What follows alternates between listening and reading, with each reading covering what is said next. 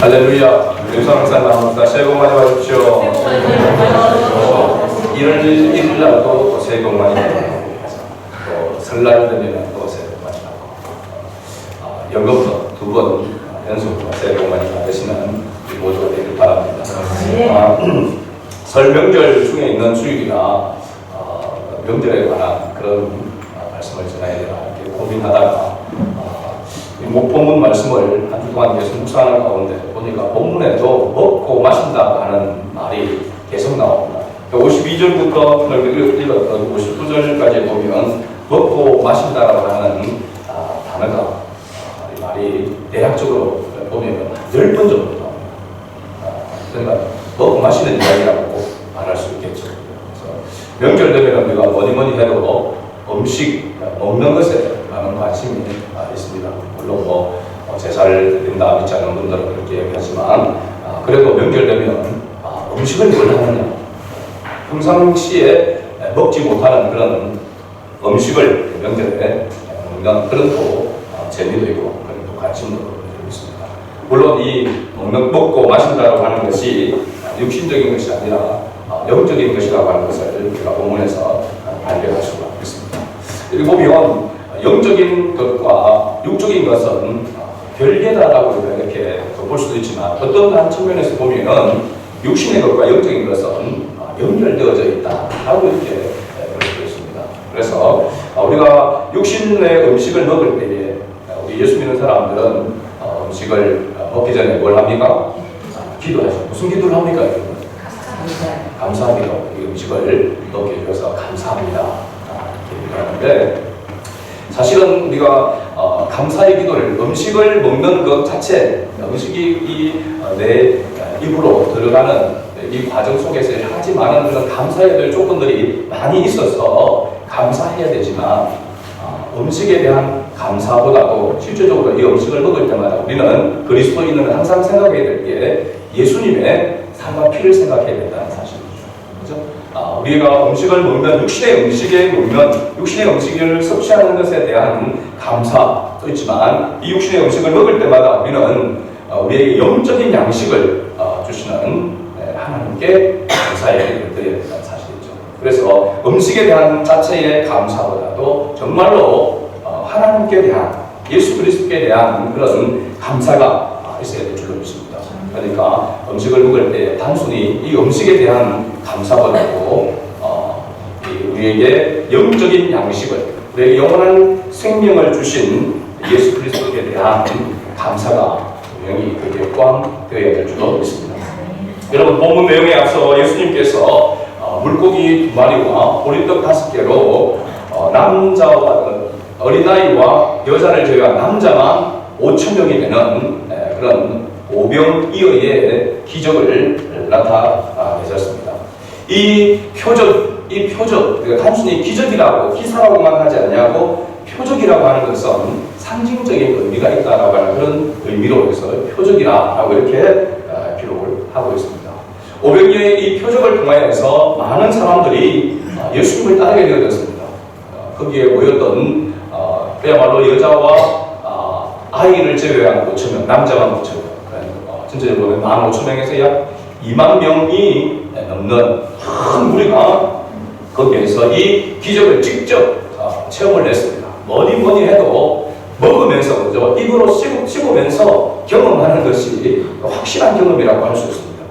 그래서 음식을 직접 먹으면서 그것도 그냥 욕이 타듯이 맛만 본 게 아니라 어떻게 해당했습니까? 배가 살 정도로 배에 핏줄이 설 정도로 배불리 먹고 또 남았다라고 성경에 그렇게 기록하고 있습니다. 배부르게 먹고 원하는 대로 먹고 12바구니가 남는 그런 표적입니다. 이런 표적을 경험하게 될 때에 사람들은 예수님을 보통 사람으로 보지 아니하고 하늘에서부터 온 선지자다, 이렇게 누구나 할 것 없이 인정하게 되어지고, 그래서 억지로 예수님을 붙들어 뭘 세우려고 했습니까? 임금으로 세우려고 했다라고 6장 15절, 14절과 15절에 그렇게 말씀하고 있는 것을 우리가 살펴보았습니다. 여기에 그치지 아니하고 이제 우리는 됐다. 라고 하는 그런 사람 마음으로 이 무리들이 예수님을 따르기 시작하고 예수님께로 가기를 원했습니다. 그런데 예수님은 그런 추종자들이 세워졌음에도 불구하고 따로 한적한 곳을 산으로 피했다라고 했습니다. 도망가듯이 예수님은 피했다고 했습니다. 당시로 보면 예수님이 어디 갔는지 이 무리들은 알 수가 없을 정도로 예수님은 사라졌습니다. 그리고 그를 따라 예수님을 따르는 제자들도 배를 타고 한 배로 가버나움으로 떠나갔다라고 성경이 이렇게 이야기하고 있습니다. 그러니까 이 군중들, 이 무리들은 예수님을 찾아 나섰는데 제자들이 배를 타고 가는 걸 보고 자기들도 배들을 구하여서 그 배를 타고 가버나움으로 가게 되었다고 했습니다. 거기에 있는 군중들 다는 아니지만 성경이 보면 그래도 무리라고 이야기하고 있고 이 무리들 가운데 나중에 보면 그래도 율법에 대해서 모세 오경에 대해서 지식을 가지고 있었던 그런 사람들, 유대인들이 가버나움까지 쫓아오게 되어졌고 거기에서 제자들을 따라왔는데 보니까 거기에 예수님이 계신 것을 발견하게 되고 그래서 어찌하여 예수님께서 rabbi 어찌하여 여기 오셨습니까? 라고 이야기할 정도로 그들은 깜짝 놀라게 되어진 것이죠. 예수님을 만나고 난 다음에 이 무리들 가운데 이제 지난 주말에 보니까 이 무리들이 유대인들로 바꾸지는 모습이 지난주 우리 본문 41절에서 51절 말씀 속에 나타났습니다. 그래서 무리들이 유대인들로 이렇게 바뀌어진 부분에 대해서 지난주에 설명을 드렸습니다. 나름 이 사람들은 모세 율법을 가지고 가르치는 그런 지도자급에 있었던 그런 사람들이다. 아마도 우리들 가운데 어떻게 보면 선별해서 도대체 예수님이 어디에 가시는지 따라가서 보고 그분을 빨리 왕으로 삼자라고 하는 그런 어떤 암묵적인 그런 회의가 있어서 아마 대표적으로 보냄을 받은 이런 사람들이라고도 우리가 생각할 수 있겠죠. 어떤 유대인들, 그 유대인들과 예수님께서 대화하는 그런 장면들이 계속해서 나오고 있습니다. 예수님께서 그 따르는 사람들을 자기들의 먹을 것을 계속해서 채워줄 것을 요구하는 그런 예수님을 따르고 있는 그들을 향해서 예수님은 내가 생명의 떡이다 라고 이렇게 말씀하니까 하늘에서 내려온 생명의 떡이다 라고 이렇게 말씀하니까 유대인들이 예수님 앞에서 서로 수군거렸다라고 성경이 그렇게 말씀하고 있습니다. 그래서 예수님은 그들이 수군거리는 것이 무엇인지를 알고 예수님께서 말씀하고 있는 그런 내용이 바로 지난주 41절부터 시작해서 지금 오늘 59절 말씀까지 이어지고 있는 그런 내용입니다. 한마디로 요약하면 구원의 길로 이끄시는 예수님이 바로 구원자, 메시아이심을 나타내기 위한 그러한 내용을 이야기하고 있습니다. 그러나 따르는 군중들, 또 그들을 대표해서 나오고 있는 이 유대인들은 예수님을 임금으로 세우려고 했던 그 목적이 바로 자기들의 필요를, 특히 물질적인, 육신적인 그런 필요를 계속해서 채워줄 수 있는 그런 능력이 있는 사람으로 생각하고 예수님을 따르고 있었다는 것입니다. 그런 그들을 향하여 예수님은 계속해서 영적인 말을 하고 있는 것입니다. 육신의 양식을 구하고 육신의 양식을 원하는 그 무리들을 향해서 예수님은 영적인 양식에 대하여 이야기를 하고 있는 것이죠.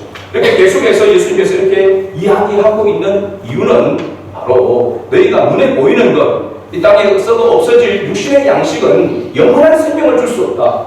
나를 먹어야 영원한 생명을 얻을 수 있다라고 예수님께서 이렇게 말씀하신 것이죠. 그런 말씀이 바로 22절부터 시작해서 계속해서 나오고 있습니다. 오늘은 52절부터 59절 말씀 가운데서 보게 될 때 지난주에 이어서 예수님 자신이 바로 생명의 떡이심을 이야기하고 있는 그 말씀의 마지막 부분, 이 무리들과 또 그 가운데 유대인들과 대화하는 가운데서는 이제 마지막 부분이라고 이야기할 수 있죠. 이 유대인들과 대화하고 난 다음에 60절부터 시작해서 71절 마지막 절까지는 그 무리들과 함께 있었던 제자들이 예수님과 질문하고 예수님과 대화하는 그런 내용들이 나오고 있습니다. 어쩌면 보면 예수님께서 무리들 그리고 유대인들을 향하여서 이 말씀을 하고 있지만 정말로 어떻게 보면 예수님께서 이런 표적을 통하여 계속해서 또 이런 대화를 통해서 말씀하시고자 하는 것은 제자들을 향하여서 말씀하고 있는 것이다 라고 이렇게 보게 됩니다. 그럼 60절부터 71절 말씀을 보면 제자들도 두 종류 제자가 있는 것을 봅니다. 예수님의 말씀을 듣고 그들이 이해하지 못하고 받아들이지 못하는 사람들은 제자들이 되었음에도 불구하고 예수님을 떠나게 되어집니다. 12제자만 남게 되어지고 너희도 가려다냐 할 때에 영생의 말씀이 여기 있으면 우리가 어디로 가니까? 라고 이렇게 이야기하고 있죠. 그러니까 무리들 가운데서 예수님을 따른다고 하는 예수님의 제자가 되겠다고 따라다니는 사람들 가운데서도 이 영적인 양식에 대해서 이해하지 못하고 믿지 못함으로 말미암아 떠나는 사람들이 있다고 하는 것이죠. 우리가 아마 그런 경우를 보지 않습니까? 교회에 나온다고 해서 다 예수 믿는 사람이 아닙니다. 예배당에 나온다고 해서 다 예수 믿는 사람이 아닐 수도 있다라고 우리가 아시죠. 열심히 다니다가 어떤 사람들은 뭐 10년, 20년 다니다가 신문 끊듯이 끊어버리는 사람들이 있지 않습니까? 예수 안 믿는다고 교회 안 다니는 사람들이 더러 있습니다. IMF 이후에는 그런 사람들이 굉장히 많았습니다. 그렇죠? 어떻게 그럴 수 있느냐? 한번 예수님을 믿으면 끝까지 예수님을 믿고 따라가야지. 그죠? 진짜 예수님을 믿지 않았다고 볼 수 있는 것이고, 믿지만은 연약해서 나중에 다시 돌이켜서 돌아오는 사람도 있을 수 있겠죠. 그러나 대부분은 진짜 믿지 않아서 떠나가는 사람들이 대부분이었다라는 사실입니다. 그죠? 그래서 오늘 이 말씀을 우리가 생각하면 우리도 정말로 예수님께서 말씀하시는 이 영적인 양식, 이것을 바로 알지 못하고 이 양식을 먹지 아니하면 예수님과 상관없는 그런 삶이 될 수도 있다는 것이죠. 우리가 하나님을 믿는다고 하지만 이것이 그냥 정말로 하나님과의 올바른 관계 속에서 주님과 더불어 먹고 사는 그런 삶이 아닌 그냥 종교인으로서 지낼 수도 있다라고 하는 것을 우리에게 가르쳐주고 있는 것이죠. 이 말씀을 통해서 우리가 정말로 주님을 따른다고 하면서 이해하지 못하고 믿지 못하고 결국 여러 가지 시험이 오거나 어려운 일이 있으면 떠나게 되는 그런 사람이 되지 말고 정말로 주님을 끝까지 붙들고 주님과 함께 영원토록 먹고 마시는 영생의 주인공이 되는 그런 저와 여러분 될 수 있기를 주의 이름으로 축복합니다. 오늘 말씀은 우리가 59절 끝부분에 보면 이 말씀은 예수님께서 가버나움 배당에서 가르치신 말씀이라 라고 그렇게 이야기를 하고 있습니다. 그래서 제가 제목을 가버나움 배당의 교훈이라고 이렇게 정한 것입니다. 가버나움에서 무리들을 만나게 되어지고 또 무리들 가운데 유대인들 그리고 나중에 제자들과 같이 이 말씀을 나누었던 것을 보게 됩니다. 이 가버나움 배당의 이 교훈을 우리가 오늘날 깨닫지 못하면 이것이 사실은 복음의 핵심이라고 할 수 있습니다. 복음의 DNA가 바로 예수 그리스도죠. 그렇죠? 예수 그리스도가 어떤 분이신가? 왜 우리가 예수 그리스도를 믿어야 하는가 하는 것에 대해서 이 말씀을 통해서 깨닫지 못하면 종교인으로 끝날 수도 있다고 하는 것을 우리에게 경고하고 있는 것이죠. 그래서 오늘 이 말씀을 우리가 알고 또 믿고 있는 사람은 다시 한번 이 말씀을 붙잡을 수 있기를 바라고 아직까지도 예수 그리스도를 내가 왜 믿어야 되는지 또 내가 믿는다고 하는 정치로 예수 그리스도를 내가 믿고 있는지를 또한 점검할 수 있는 그리고 예수 그리스도를 진정한 나의 구원의 주님으로 영접하는 그런 은혜가 있기를 주의 이름으로 축복합니다. 먼저 깨달아야 될 것은 예수님은 참된 양식이요 참된 음료이심을 깨달아야 된다고 하는 것을 말씀해주고 있습니다. 예수님께서 자신은 하늘에서 내려온 바로 살아있는 생명의 떡으로 그렇게 말씀하고 있고 이 떡을 먹어야 영생할 수 있다라고 말씀하셨습니다. 그러나 유대인들에게는 이 말씀이 전혀 이해가 되지 않았습니다. 그래서 52절 2절 말씀을 보면 그러므로 유대인들이 왜라고 했습니까? 서로 다투어 이르되 다투어야 된 이유 논쟁이 일어났다는 거예요. 자기들끼리 그 논쟁이 일어난 주제가 뭐냐면 이 사람이 어찌 능히 자기 살을 우리에게 주어 먹게 하겠느냐.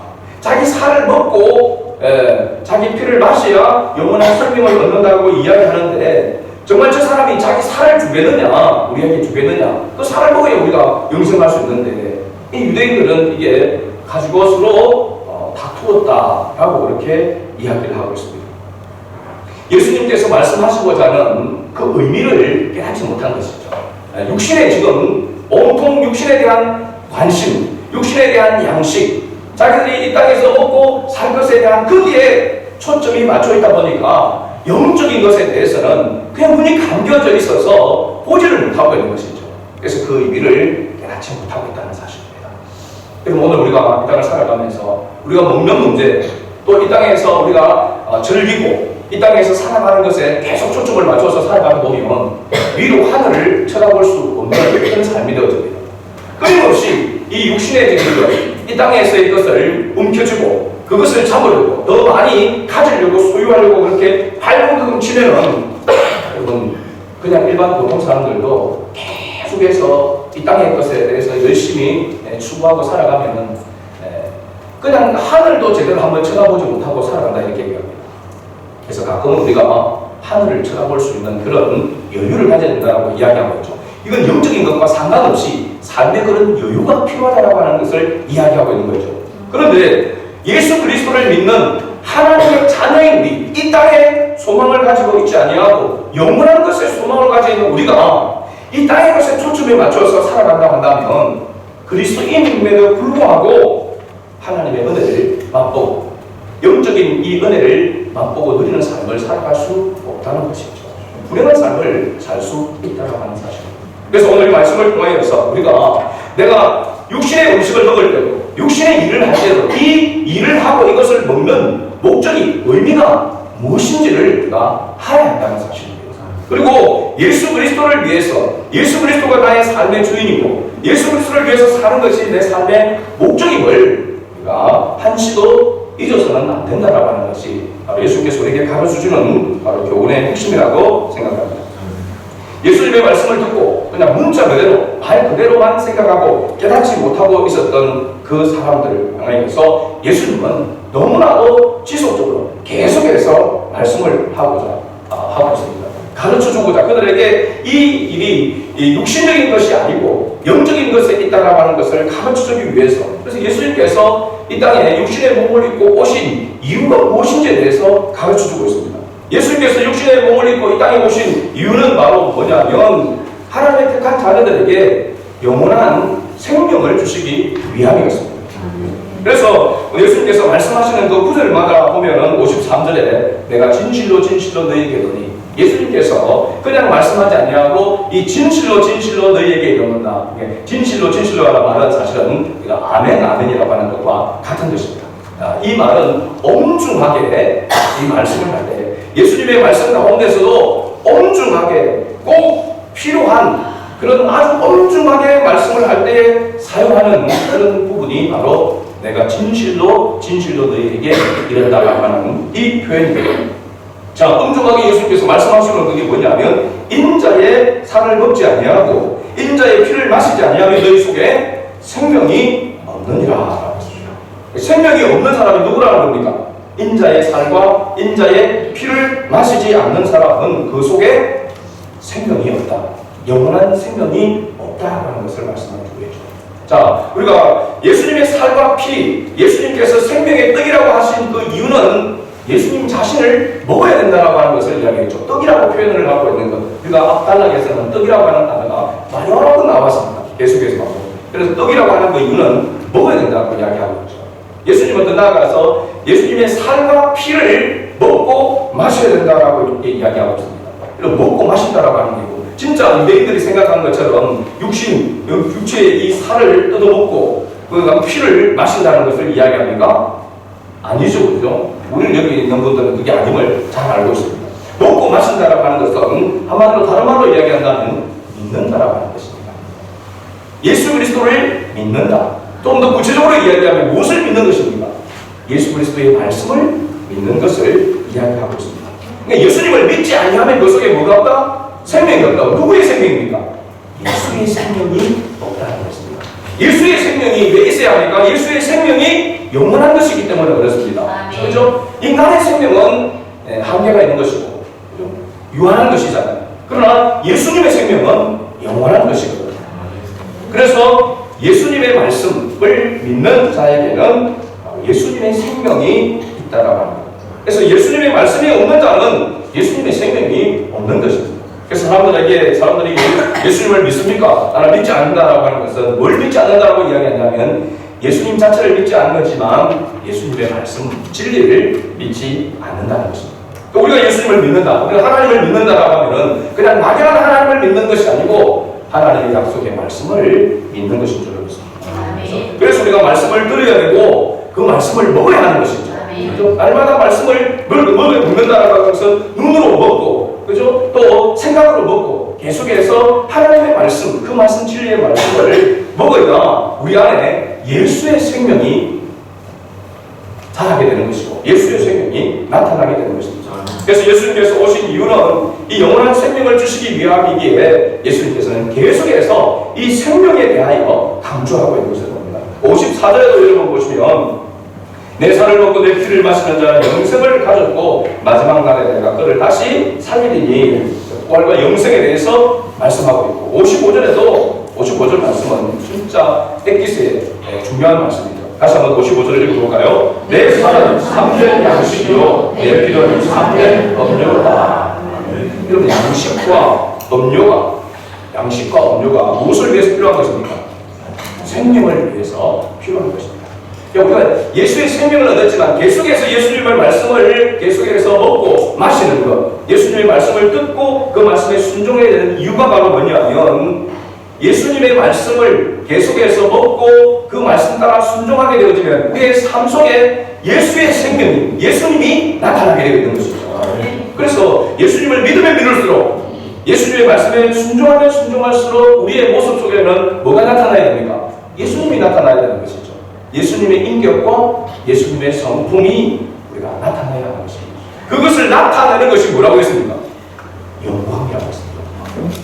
하나님의 영광. 하나님의 영광은 우리의 모습에서 우리가 예수님의 말씀을 순종함을 통하여서 나타나는 예수님의 인격과 예수님의 성품이 바로 하나님께 영광이 된다는 사실. 오늘날 우리가 하나님께 영광 돌린다고 목소리를 높여서 외치면서 할렐루야 나가면서 하나님 영광이 되는 것이 아닙니다. 큰 소리로 하나님을 찬송한다고 해서 하나님 영광이 되는 것이 아니죠. 진정한 영광은 우리의 삶을 통하여 우리의 모습 속에서 예수 그리스도가 나타나야 한다는 사실.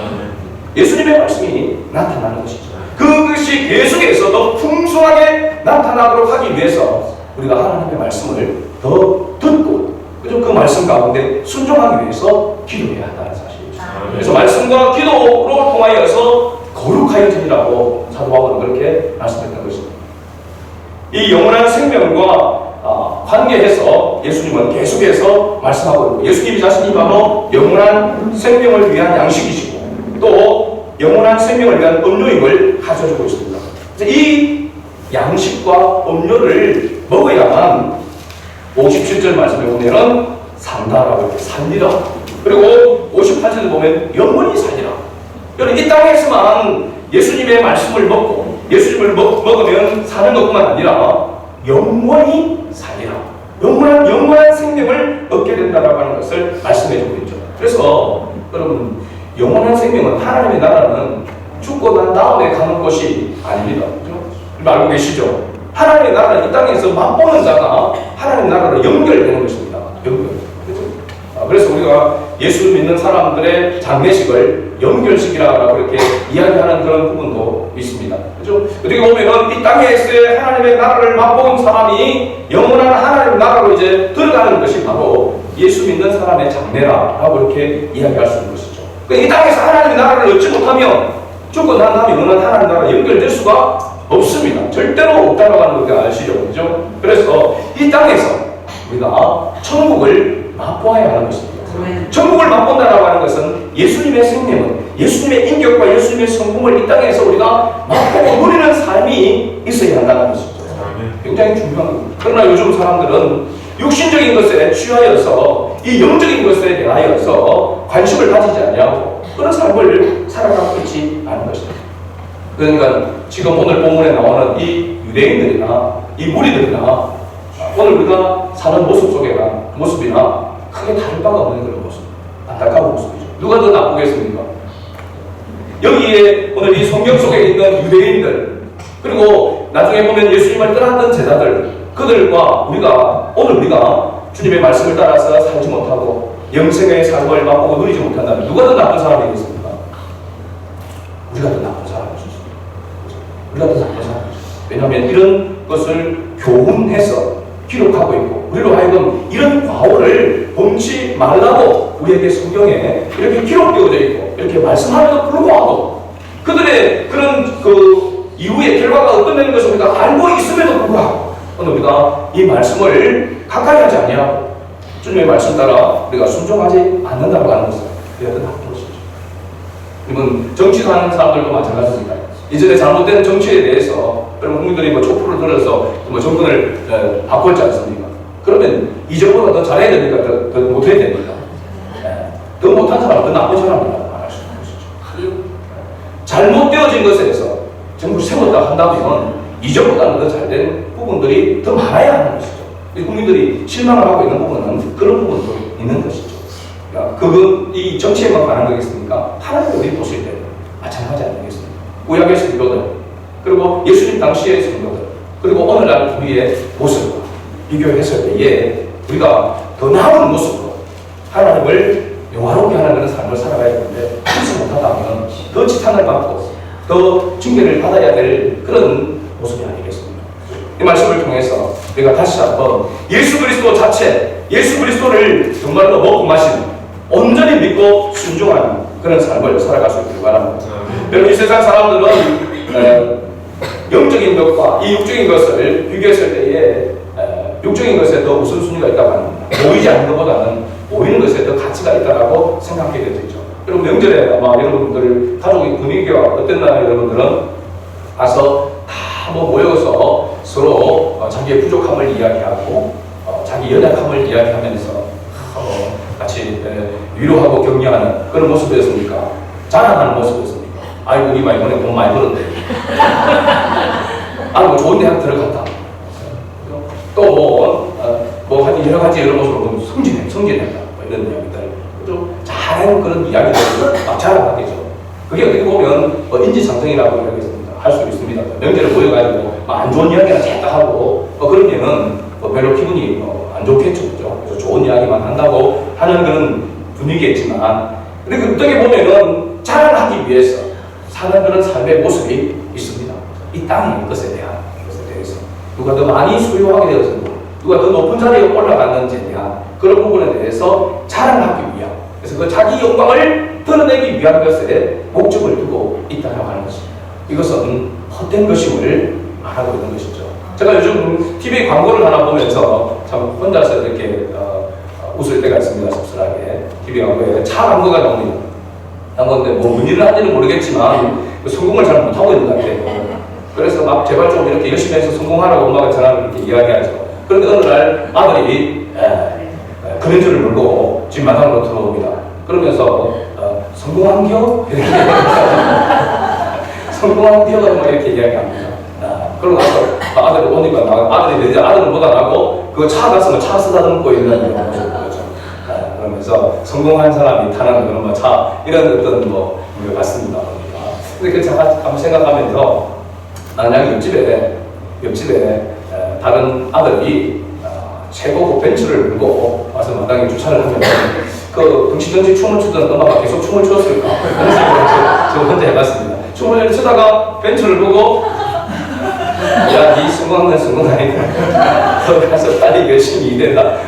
저 옆집에 아들처럼 저 차 저런 차를 타고 와야 된다. 아마 그런 이야기 하지 않을까 하는 생각이 들었습니다. 뭔 이야기냐면 이 세상에서의 성공은 진정한 성공이 아니라고 하는 것입니다. 그래서 우리가 그리스도인들은 성공하기 위해서 사는 삶이 아니죠. 우리의 삶은 승리하기 위한 삶입니다. 그래서 이 땅에서 그리스도인으로서의 승리하는 삶은 얼마만큼 그리스도의 말씀을 청종하고 그 말씀을 따라 순종하는 데 달려 있다라고 합니다. 날마다 자기 자신을 이기고 죄악을 이기고 하나님의 뜻을 따라 순종하는 승리의 삶을 얼마만큼 살아가는 자가 바로 하나님 보시는 가치라고 이렇게 이야기할 수 있는 것이죠. 사도 바울이 빌립보서 3장 8절에서 고백을 우리가 너무 잘 알고 있지 않습니까? 내 주 그리스도를 아는 지식이 가장 고상함을 안다라고 했습니다. 그래서 이 땅의 것을 배설물로 여긴다라고 이렇게 고백합니다. 그러나 우리가 거꾸로 되어진 그런 삶을 오늘 우리가 살아가고 있지 않나. 사람들은 성경은 분명하게 그것이 배설물과 같은 헛된 것임을, 허상임을 말하고 있는데 그것을 우리는 다시 쫓아가는.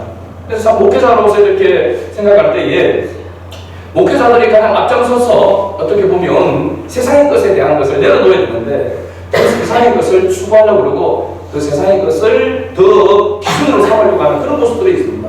그래서 여러분 뭐 목회자를 증빙하는 거 보면 요즘은요 어느 정도 한 100명 이상 되는 그런 교회들 보면은 이력서가 한 70통에서 한 100통, 150통 정도 이렇게 들어온다고 합니다. 그 가운데서 적어도 설교를 할 수 있는 분들이 한 4-5분, 적어도 한 3명 정도 선별을 하려고 그러면 조건이 뭐냐면 박사 학위를 가지고 있어야 돼요.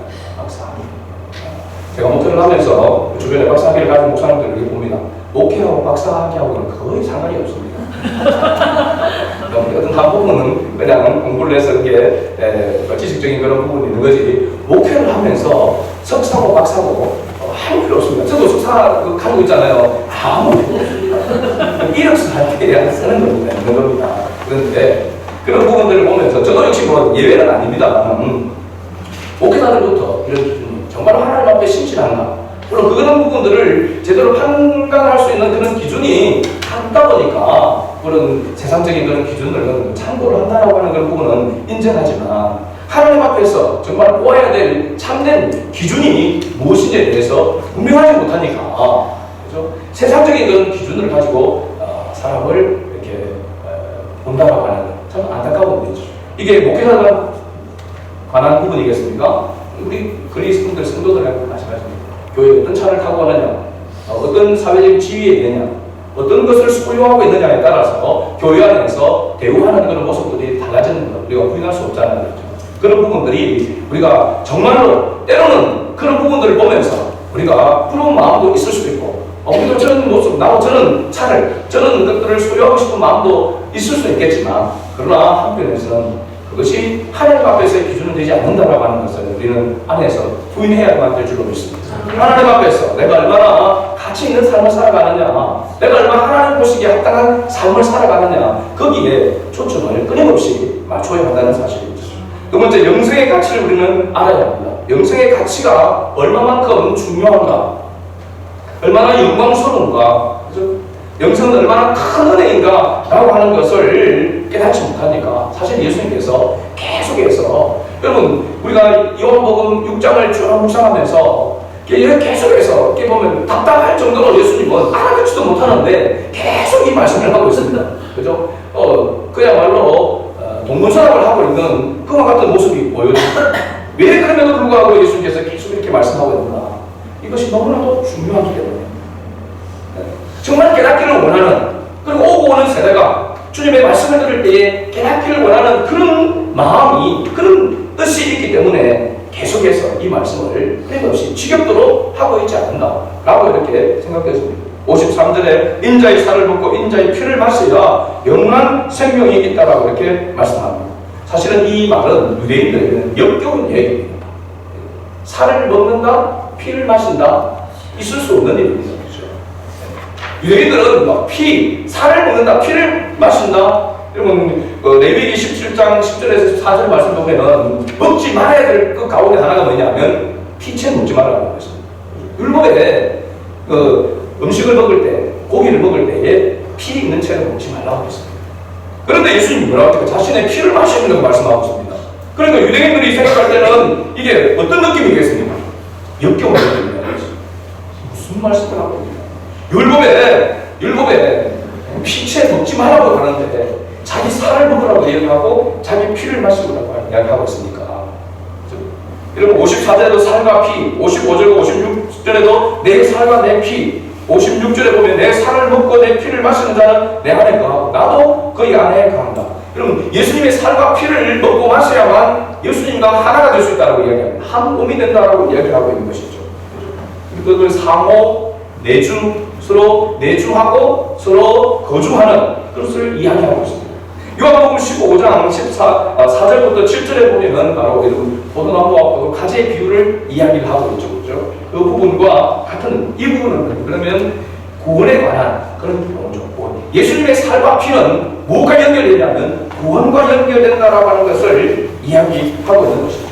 그래서 예수님의 살과 피를 먹어야 한다라고 하는 것은 예수님 자신을 믿어야 된다라고 하는 것을 이야기하고 있고, 이 말은 뭐냐면 예수님이 누구라는 것입니까? 예수님이 바로 메시아라는 사실입니다. 하나님이시라고 하는 것이죠. 그것을 믿어야 된다고 말하고 있습니다. 여러분 예수님의 수제자였던 베드로가 나중에 기록한 베드로후서에 보게 되면 그렇게 말하고 있습니다. 베드로후서 1장 2절에 예수님을 믿는 이 믿음이 어떤 믿음이냐? 베드로가 이야기합니다. 보배로운 믿음이라고 했습니다. 이 말은 뭐냐면 다른 이 세상의 그 어떤 것과 견줄 수 없는 그러한 믿음이다. 그러한 선물이다. 그거는 구원의 가치가 있는, 영광스러운 가치가 있는 것이다 라고 하는 것을 바로 베드로도 그렇게 이야기를 하고 있는 것이죠. 우리가 예수 그리스도를 믿게 되어지고 믿어지게 되는 것이 얼마나 영광스러운 것인지, 얼마나 가치 있는 것인지. 저는 목회자로서 이 성도들의 장례를 장례 가게 되어지면 때가 어떻게 보면 가장 자부심이 있습니다. 자존감이 더 생긴다 할까요? 그때는 성경책을 가슴에 이렇게 들고 가도 전혀 거리낌이 없는 거죠.